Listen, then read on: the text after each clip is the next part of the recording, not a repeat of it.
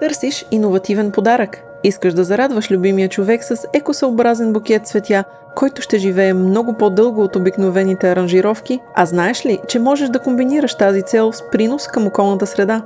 Традиционното отглеждане на растения за рязан цвят заема колосални площи и изразходва огромни количества вода. В допълнение са и въглеродните емисии от авиотранспорта и хладилните камери за съхранение на цветята. Тук идват на помощ растителните биотехнологии и в частност методът микроразмножаване на растения, чрез който бързо се множат цветчета в лабораторни условия. Уповавайки се на науката, можем с радост да ти представим цветев епроветка. То не се нуждае дори от поливане минимум 2 месеца. Или както обичаме да казваме, 2 месеца само на любов. Нашите цветя се създават в стерилни условия.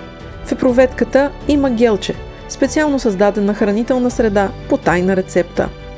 А когато пораснат достатъчно и изпълнят епроветката, растенията могат да се пресъдят в саксия и да радват своя притежател с години. Добрите новини не спират до тук.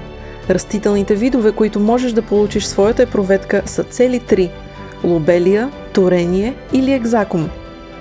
Освен заместител на букетите, иновативният подарък е и страхотен сувенир. Благодарение на специално проектираните стойки, той е стабилен върху всяка повърхност. Тук също имаш избор.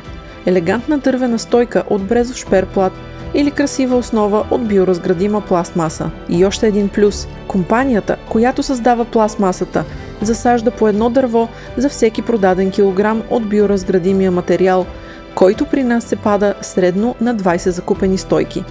И не забравяй, Цветев епроветка подкрепя и развива науката в България.